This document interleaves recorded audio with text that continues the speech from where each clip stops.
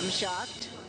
Didn't expect a line this time of the morning. I had to change my flight, so rather than a 3 p.m. flight, it is now a 8 p.m. flight. They canceled trips because of the lines, so it's definitely a concern. How long does it take to resolve an issue with the government? Yeah, Americans are understandably fed up with some insane TSA lines, 2, 3, 4 hours. It's only going to get worse. Spring break, Easter, and Passover are all coming up.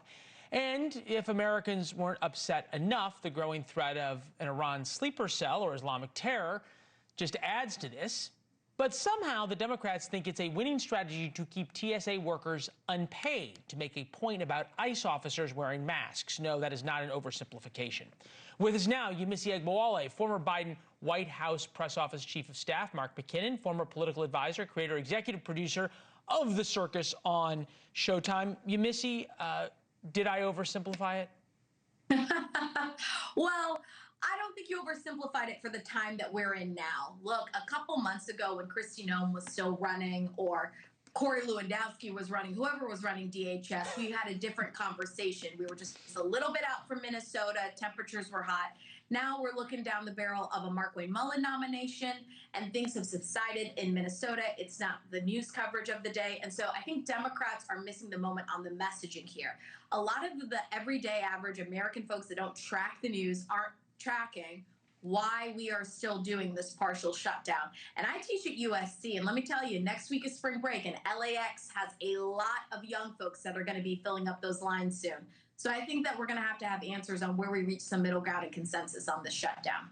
Yeah, by way of explanation, Democrats are holding hostage funding for DHS until they get certain concessions from the White House over ICE. The irony, of course, that ICE is fully funded by a past appropriations bill. So really all this means is TSA workers and others don't get paid. Mark McKinnon, when is it ever good politics to inconvenience the American public? Well, this is a great example of political pressure and political pain. And it's remarkable how often when airports get affected and people's travel start getting affected, how deep the pain gets and how intense the pressure can be. But this is a political negotiation, and it's Democrats trying to create leverage to gain some advantage here that the Republicans are trying to resist. Listen, I think that the asks for the Democrats are pretty reasonable. I mean, I think most Americans would agree that ICE agents should wear masks and body cameras. There's not much more in it than that, and it seems to me that that's a pretty reasonable negotiation.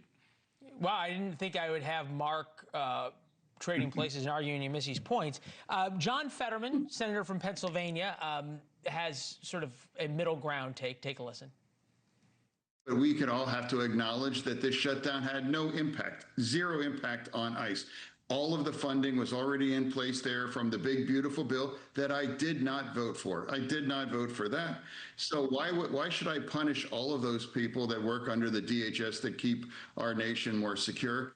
Yemisi, there's a number of parts to this, right? There's the politics, there's the funding, there's the fairness of asking TSA workers to show up every day. They're not millionaires. They're making sometimes the average or less than the average of an American salary, and they're showing up unpaid for weeks on end.